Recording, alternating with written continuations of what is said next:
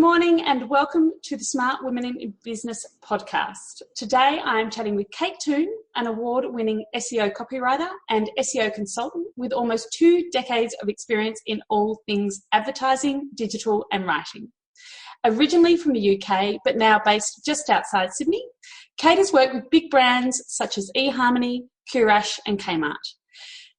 And she's helped countless small businesses produce great content and improve their copywriting and SEO. Kate is also the founder of the Clever Copywriting School and the Recipe for SEO Success e-course, which I have done, the co-host on the Hot Copy podcast and the host of the Recipe for SEO Success podcast. Kate recently published her popular business book, The Confessions of a Misfit Entrepreneur, which also has its own podcast. She presents the Write for Business show for the Dale Beaumont's Brin.ai app, correct me if I'm wrong on that, and is the founder of the Copywriting Conference, Australia's first dedicated copywriting conference. From my perspective, I have had a bit of a copywriter girl crush on Kate since I began my own entrepreneurial journey in 2009, as Kate was one of the few non-agency copywriters I knew in the big, wide internet world. She was a bit of shining light in my freelance existence back when I was a newbie. So I'm thrilled to welcome her to the podcast to talk about good karma marketing and being a misfit entrepreneur. Welcome, Kate. Oh, Yay! Yay! Woohoo! I was totally wanted to cheer then. That's good. That's good. Good way to start. It's all downhill from here. So, Kate, what does good karma marketing mean to you in 2018? Oh, that's such a good question. I think that often in business we're told that it has to be cutthroat, like Wall Street, dog eat dog, defend your little patch, go after your competitors. And while that does work very well for some businesses, I've always found it really, really exhausting. So I try to kind of manage my business I sound a bit woo-woo, in a kind of loving way. So I try to give a lot in the hope that all comes around in a karmic way, not necessarily from the people I've helped or given stuff to, but the universe kind of somehow brings it back to you. And although I am an extremely cynical and sarcastic human, I have found that has worked very, very well for me, especially in the last 5 years. Yeah, brilliant. So where do you think are the pitfalls where people fall down in marketing in general and go into that dark view of bad karma marketing? I think a lot of it comes with confidence and experience. So the longer you've been in the game, the more you see that, yes, competitors do come up and sometimes they fade away, or that they stay where they are, and that there's just more than enough work to go around. Yeah. And it takes a long time to build that confidence that you are enough and that your brand is enough and that people are going to like you and they're not going to like other people, or they're not going to like you and they're going to like other people. And that's fine. It's very hard not to compare yourself to everyone else and think, I should be doing what they're doing. They're more attractive. They've got more followers. La, la, la. Jane's looking particularly attractive today, by the way. It's all the lippy. She looks amazing. And I'm sitting here with scruffy hair thinking, blimmin' heck. But, I've got a whole day of this ahead. So. We can't all be glamorous, you see. And we all got different skills. And it's really about learning what your skills are and embracing them, and also learning what your faults are and embracing those, because I'm finding that my faults and my quirks are way more marketable than my actual skills these days. People seem to enjoy my failures more than my success. But it's also oftentimes our failures and our quirks and our authenticity is what makes us relatable and memorable, and that's why people want to work with us. Yes, and marketing is as much about repelling as it is about attracting. We really want to send the clients that aren't right from us as far away from us as possible, because they won't be right. They'll never be satisfied. They'll be the clients that leave a bad taste in your mouth. Mm-hmm. Whereas the ones that already have warmed to you, they're raring to go. They already feel a connection to you. They trust you. So stick with them. And yes, there may be fewer of them, but I'm a big believer that at the beginning, especially, you love those few customers hard. They will then spread the word and become advocates for your business. And I'm still actually working with some of the ones I worked with 9 years ago. So there you go. It does. When they know you, it's easier. Yeah, it does. Whether you want to have a long-term relationship or a one-night stand with your client. I'm more of a one-night stand girl. but or repeated one night stands. That makes me sound terrible? That's friends with benefits, isn't it? Yeah, friends with. That's what I like. Oh my God, you've just defined my marketing strategy. So that's your business model. You've just made, that's it. I'm going to meme that immediately after this podcast. So your business, I know because I've been stalking you on Cyberspace for many a year, but your business has evolved over the last few years. So tell us about how it's evolved and how you knew when it was time to shift, because this is what a lot of people get trapped in. I'm not ready to grow. I don't know how to grow, but it's time to grow. Well, I think I was doing well as a freelance copywriter. I'd hit certain financial targets. I had good clients. And I guess, to be honest, I just got a little bit bored. And I think that can be a good sign. I'm a believer that you need to push on through that boredom and keep on working. But if you're repeatedly kind of turning up at your supposed dream job and going, meh, then something needs to shift. And I also realized, not that I have huge financial ambitions, but that there was only so much money I was going to make if I was exchanging my time for money. So it was twofold, really. I thought it'd be quite fun to do a workshop, an SEO workshop. So I did that, but then I realized that people left that workshop feeling ill because there was just too much to take in, because SEO is a huge topic. It is? So really, yeah, it is. It's so huge. I wanted to find a solution to that problem. I'm always about finding solutions to problems rather than having grand plans. So I'd like to teach more people SEO, but that method's not working. How could I solve that problem? I could make a course. Okay, this course is not big enough. People want to learn more. I'll make a bigger course. Oh, this course is too expensive. Okay, I'll make a cheaper course. And things have just grown like that. There hasn't really been a master plan. And I don't think there was maybe one moment where I pivoted. It's such a phrase.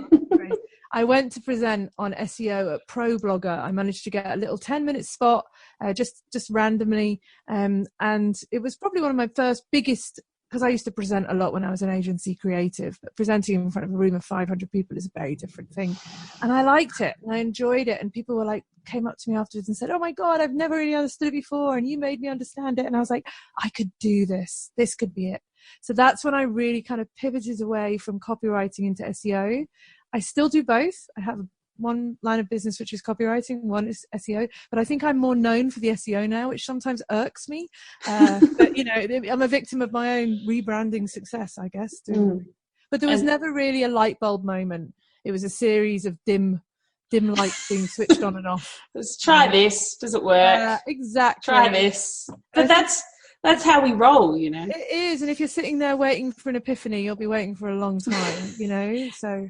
Or for someone to come along and tell you what to do. Oh God, if only someone would tell me what to do. I wish someone would come and tell me what to do. I'll tell you and you tell me after the show, okay? I just really want someone to grab me by the shoulders, shake me back and forth and say, do this, Kate Toon. This is your business plan. Yeah, or just more, I want to say, stop doing this and just do this. But yeah, I think you kind of just have to work it out as you go. It's the self-motivation thing. It's very difficult. It is. It's hard. It's a hard slog. So how do you manage your glamorous life as a misfit entrepreneur, Kate? Oh, I'm so glamorous. I have a pretty easy life. I work from home. I've got a really lovely office that I built in my back garden that I called the Toon Cave, which is a beautiful space. It still makes me happy every day to come into here. It was a big investment that I thought I'd be able to claim back from the tax man. I couldn't. So that was what? I know, depreciation of, don't even go. So I have a lovely workspace.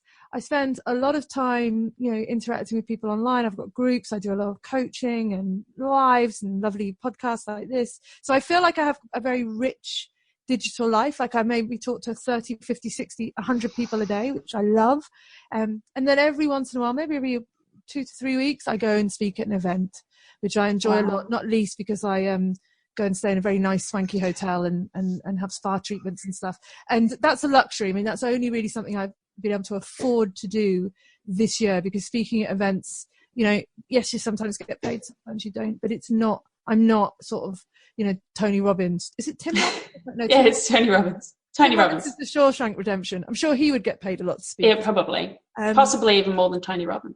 Possibly, but he wouldn't have the jaw. So, you know, it's a luxury. It's a lot of time out of the office. There's an expense in terms of your man hours preparing, preparing prezos. So it's definitely a luxury, but I've enjoyed it. I enjoy it very much. So that's kind of my business treat. Go and sit in a hotel room, not have to feed anybody. Yeah, exactly. And then, you know, you go to be able to wear like a nice clean outfit and go out and have like wash your hair, just spray it. Yeah, like shave all those body parts that haven't been shaved for months. It's brilliant. Yeah, it's fun. I unfortunately live about 350 k's from Melbourne, so I don't ever get to do that. Oh, I live in the middle of nowhere, but my view is excellent. Well, you should come to CopyCon next year. I know. My kids are a little bit little to leave. But one day. It's not one day from here. But anyway, I'm sure I can take 2 days out. Yeah, I think she can. Everyone should comment on this podcast and tell her that she should come. Yeah. You deserve a few days away. Because I'm worth it. You're worth it. Speaking of copywriting. So what does your perfect day in the office look like? Oh, God. I love talking about people's day-to-day stuff. What is the stuff? My perfect day in the office would not to be in the office at the moment. I'm on a bit of a, period. No, I guess my perfect day is, you know, managing. My husband and I switch and swap, so I do a day, he does a day. So my perfect day I would get up and walk the dog and have my coffee and listen to my podcasts. The dog's important, people. Dog is super important. And then just come back and maybe get an hour of solid work done before I check email or social, fanny about on social media, brief my wonderful team of two, get them cracking. Maybe, you know, a good day for me is when I get a lot of solid work done. I do a lot of days where I spend a lot of time just making Facebook Lives and doing and it's great because it's all awareness and branding, but it doesn't feel like you've done anything solid, like you've made a course or you've written a thing or so I like days where I get some real solid stuff done. And then, you know, wrap up at about 3ish, pick my son up, come home, and then dinner, and then probably a little bit of faffing about on social media again later when you're making tea or something. And that's it, really. It doesn't sound that exciting, does it? It's not faffing about, though, is it? Because it's building my brand. Brand awareness. It is. I mean, if you see the sort of things I post, it kind of is faffing around. But it seems to be building my brand anyway. So. Yeah, well, you know, it's authenticity. It's the watchword of the time. Hashtag blessed. You are one of the most incredibly prolific bloggers I know of who actually read their stuff. So how do you manage your time when you are having one of those super productive days? I know you've mentioned Pomodoro and that sort of method. So do you want to just talk about that for a little while? when I'm really on fire, and this is maybe 1 or 2 days a week, I can't sustain it for any more than that. I will use the Pomodoro method, which is where you work for 25-minute spurts, have a 5-minute break, and then do another 25 minutes. And I write my to-do list in 25-minute chunks. So I'll do this, this, and this in the first chunk, then this, and this in the second. I'm not that prolific a blogger, because I probably only write maybe 1 blog a month, but I repurpose and reuse the cycle a lot. What I do though is write a lot of posts. So I write a lot of posts on Facebook, and then I reuse them on Instagram and LinkedIn, and then I chop them up, reorder them, put them in a different group, blah, blah, blah. And those, the only reason I can produce them quickly and prolifically is because I don't edit and I don't second guess myself. And yes, they go up with typos and people point the typos out. And I'm looking at you. I'm in so much trouble. You're so much trouble. No, and it's fine. And some days I'm like, oh, shut up with your typo spotting. And other days I'm like, that's hilarious. I'm going to leave that. Somebody the other day called me the Oprah Winfrey of copywriting. So I made a meme out of it to show off because I was so excited. And I spelt copywriting wrong. I thought it was hilarious. So I just left it. It depends on your mood though, doesn't it? Some days things really great and some days they don't. But yeah, I don't overthink anything. I don't have a plan. So I'm not going, it's Tuesday the 7th. This is the day I post a tip about cheese. I'm just like, you know, I just spilled coffee on my leg. I'm going to post about that. I just saw a really interesting article about this that's erudite and intelligent. I'll post about that. You know, because I like to seem erudite and intelligent. Yeah. But, you know, it's not strategic at all, because I think then it would become a chore and I wouldn't want to do it. So I try to be strategic, and I try to, because I'm in so many Facebook groups and I'm trying to keep up with all of those. But the only way I can do that is to have a plan. But sometimes that plan goes out the window. Like the last couple of weeks, I'm like, so I know, tired. and we don't give ourselves a break, and we're like, oh my God, but people don't care. People aren't sitting there going, why hasn't Jane McKay posted this week? They're just happy when they do see your post. And I think that's such a good point with the groups, which is one of the reasons, and I know you have a fabulous group as well, why I created my own, because I was sick of trying to keep track of, it's promo Wednesday. In it. It's whatever day. I just couldn't be bothered, and every time I turned up in the group it was the wrong day and I had nothing to offer. So now I just try to have my own groups, really focus on those, occasionally bob into other groups, but not as much as I used to, because there's so many groups. There are so many groups. Some of them are fab. Your group is fab, but you're only allowed in, people, if you actually buy the book. Oh, it's not true, but you can come in. Misfit Entrepreneurs is hilarious. Slowly wear you down with guilt and passive aggression until you buy the book. And so will the rest of us. We'll just guilt you into it. Right. It's like a cult. It is quite cult-like, but it's fun. It's a fun cult. We're not drinking the Kool-Aid. No. So what I've always found interesting about freelancing and the perception of freelancing is people presume that we don't have all these stresses of the conventional workforce, but we still have the deadlines and the cranky clients, and we still make mistakes that we've been talking about. And one of the ways I've found that this comes out in us entrepreneurs is the imposter syndrome, which I read a stat yesterday that it affects 70% of people in business. I don't know what the other 30% are thinking. I don't know who they are, but I know everyone I speak to has. So how do you respond to the down days of being in business when I know you want to lie on the couch and watch Netflix and eat Frazzles, and I want to lie on the couch and watch Netflix and eat Twiglets? So, well, it's funny that you say that. I mean, I think that 70-30, I think it's just a different 70% each time. Everyone feels it. It just moves around a bit. So it's different days. So, I mean, I'm actually, to be honest, having a bit of a day like that today. Part of me is around just getting on with it. So I've set myself low-level tasks to do. I've submitted to some speaker submissions for different events, and there's no emotion attached to that. If I get it, great. If I don't care. I love doing podcasts like this. I love meeting people and having chats like this. Will give me some energy, seeing your lovely face and having a chat, and it's a connection, and you get that kind of solidarity. And a big part of me is not looking. Another one entrepreneur in kind of our circle, is there a circle? Maybe it's an oval or an octagon. Just launched something, and she's done fabulously well, and she's very different to me, and her offering's different or whatever. But there's still a little bit of me that goes, wow, that's amazing. I would love to achieve those kind of results. But then I also go, would I couldn't be bothered. There's too many people. I'd have to and so I am off so much humaning. I think you just you really have to examine those feelings. What are you actually jealous of? Why do you feel inferior to the other person? Do you like yourself? Are you happy with where you're at? Yeah, you may not be as rich as that person or have a snazzier Instagram account or a really great, but really in 5 years' time, will anyone give a crap? No, I don't know. So I don't know if I have any amazing tips. Stop looking, get off the internet, go hug a dog. Go hug a dog. I've got a horse. It's not my horse, but I go and hug that. Go and hug a horse if you can find a horse. If there's no horses available, hug a dog. Or a hedgehog. Yeah, maybe not. So I've noticed that a lot of us freelance types do have a tendency to avoid social situations. I may appear to be an extrovert on the outside, but I'm actually an introvert. So you're talking about being in groups and maintaining that sense of community and going and doing workshops. So do you go out and see people in human form very often, or do you like to just stay in your Toon cave? Human form. In animal form. No, look, I'm an ambivert. I get a lot of energy from hanging out with people, but I get a lot of energy from being on my own. I haven't heard ambivert before. Yeah, I think I have not made it up. Someone told me that's what I was. So I can human really, really well for a short period of time. And then it's almost like a lead door comes down. I'm done. There is no gradual, okay, see you later. It's like, no, I'm done. Everyone leave. Go away now.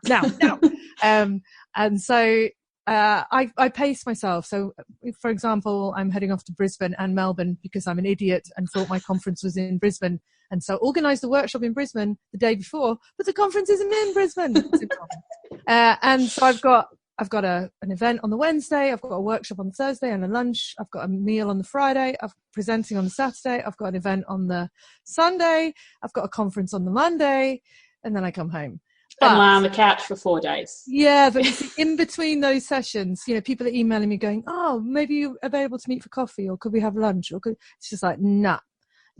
I will go to that thing. I will be live for 2 hours. Then I come back, put my baggy pajama bottoms on and eat crisps, and pick my nose, because I need that downtime, So I've learned to pace myself, not to over deliver. And also I've really learned, this is an interesting thing that I've picked up recently, is when I'm excited, I'm kind of like, one of those things outside a car sales place, with the arms. The wobbly men. Yeah, the wobbly men. I'm kind of super excited and really energetic. And hello, you meet Sue. This is Sue. She likes cheese. You like cheese. Be friends. Really, really go for it. And I'm learning now to just keep those levels a bit lower, so I don't burn out so quickly. So don't have to be the life and soul of the party. Don't have to be witty and funny, all the time. Because people turn up and they feel like they know you, especially now people have read my book or they're in my groups. They're like, turn up and they start a conversation with me. We just did it, actually. We have never physically met, but we started talking as if we've talked 1,000 times. Because we feel like we know each other from social media. Yeah. And in person, it's even more intense, because people go, Kate, how's Pomplamoose? And I'm like, oh, do I know you? Have we met? Yeah. And it's kind of crazy. And I love it. But I've learned that I don't have to be a performing seal at every event where I go to. Seal, is that the right word? I don't know. Yeah. Those seals that kind of, She's doing really good seal arms, people. Ball, seal arm. Do that again. Oh, don't you? I'm willing to humiliate myself in the public. Am I. Totally. Way too willing. So, yeah. So just trying to keep it down a level and, just not let but I do enjoy meeting people. I couldn't do it all the time. I'm so glad I don't work in an office and have to have inane conversations. Remember in offices when you'd go to the toilet and you'd pass someone on the way to the toilet and you'd kind of go like, hey, and then you'd pass them 2 more times. And by the third time, you're like, just don't even look at me. I don't want to go hey again. Do you know what I mean? I think about the amount of time I used to waste being in the office. I know. You go make a cup of tea and 15 minutes later, you're like, oh, I've got deadlines. I know. And I'm so much more focused now that I work at home. Even though I faff about, I must have maybe got 3 good hours of work done when I had a real job. By the time you've heated up your dinner in the communal microwave and chatted with Barbara at reception, the day's gone. Yeah. Anyway. Now I'm like, don't miss it. Don't go back. I think we're probably unemployable now, don't you? Yeah, I don't think I have the skills to participate in the general workforce anymore. I don't have the dress sense. I think that's my issue. No, I've got rid of all of my clothes. That was my big I'm never getting a job again thing, was I'm getting rid of all my corporate gear. I'm still on a board, so I have to look nice once a month. Yeah. A couple of times a month. So I have to have those clothes, but the rest of the time I'm like, trappies. That's when you know that you're done, when you burn your business attire. Did you have a barbecue? You could have had a barbecue. You're out in the country. We actually have a place down the road where they take corporate wear and give it to in an op shop, like a specific business wear op shop. What a good idea! Yeah, it's really great in Painesville. So cool. Good on them. That's a good initiative. So, now we talk about money not being the motivator. Mm-hmm. So, and we talk about when we work at home, we have all our what's our purpose? So what's your purpose and what keeps you motivated to keep on keeping on, apart from the fact you never want to go back to corporate? What keeps me keeping on? It's a question I ask myself a lot, because I've spent the last 10 years working towards where I am now, and now I'm here. And a friend of mine, Kelly Exeter, refers to it as summit syndrome. When you get to the top of a summit, and it's, do you decide to then scale another summit, or do you just sit on the top of that summit and look down? And I'm not entirely sure. My entire last year, I made up a figure that I wanted to earn randomly, not based on any requirement or anything, or any plan. There's no plan. And not based on any kind of, oh, you've earned this before, so this is an 8% increase. It was just like random figure pulled from my bottom. That'd be and great. I really focused on that, and I hit it, and it was utterly unsatisfying and very exhausting. So now I'm in a bit of a weird limbo place. I'm still doing the things that I do. So I launch my big course 3 times a year, and I sell a lot of small things every week, just little bits and bobs. And I've got memberships and books and things like that. But I don't have a plan at the moment. I don't know what's happening next. You're just there sitting on top of your mountain. I'm sitting on my mountain, and hopefully, like a really attractive goat will come along and lead me down to another adventure. I'm waiting for my goat, I think, because what I've found is that when you're just sort of sitting there and you're open to it and you're not so busy in your business, opportunities do come up to do new things. But also I'm happy to have a little bit of a fallow period. Do you know what I mean? Yeah, just a period where I don't sow any crops this year and just let the soil renew its nutrients. There you go, a bit of agricultural reference. You need to plant a bit of, what is it, nitrogen fixing. I need to put some cow poo on my field. That's what I need to do. What was that? What, this? I thought it was something out of Dr. Seuss. This is someone sent me this random pen with a fluffy ball on the end, and it's very comforting. Oh, okay. I just remembered that this is video. Well, I hope it's video correctly, but if it's not, it might not be. Let's just edit that bit out, okay? I'm joking. It's fine. Unedited. Boom. Boom. Boom. So, as we are coming to the end of our time together, which has been thoroughly enjoyable, my friend, what are your tips, number one, say, for all the beautiful smart women in business across Australia and the world to go, just do this thing. If you want a business, just do this thing. I think literally my tip would be just do this thing, because I think so many people second guess, ask for other people's opinions, ask for other people's permission, doubt themselves, worry about stupid things that haven't happened yet, scenario-wise. Well, if I do this, this could happen, and this could happen, and this could happen. Just do it and deal with the consequences, because every poo thing that's happened in my business has led somewhere else. And there's even the most human, like you launch something and no one buys it, and you feel like ashamed and mortified, and you made such a hullabaloo about it on social media, and then one person buys it and you have to give them your money back. No one cares.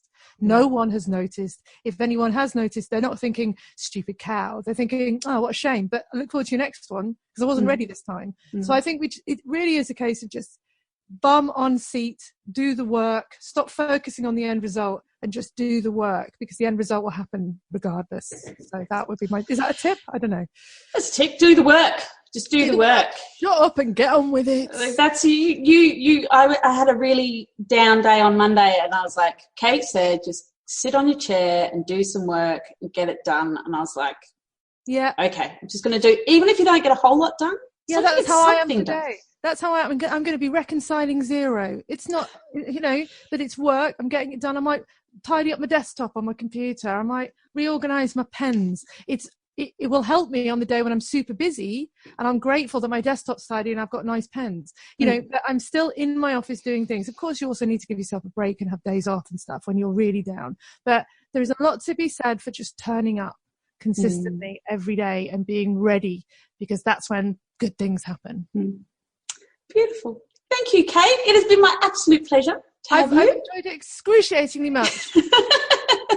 It's been fab. And hopefully we can drag you out of your wilderness to Melbourne and see you in the flesh. Oh, it's in Melbourne. Yeah. Not in Brisbane, Vegas. No. Oh. Anyway, it's lovely seeing you, and thank you so much for having me on the pod. You are so welcome. Thank you. And I'll put all of Kate's links and things to all her bits and bobs on the show notes. So thanks, Kate. Thank you. Thanks. Bye. Bye. Thanks for listening to the Smart Women of Business podcast. If you enjoyed this, please subscribe. I'm your host, Jane Mackay. To find out more about me, go to www.jmackaycommunications.com.au.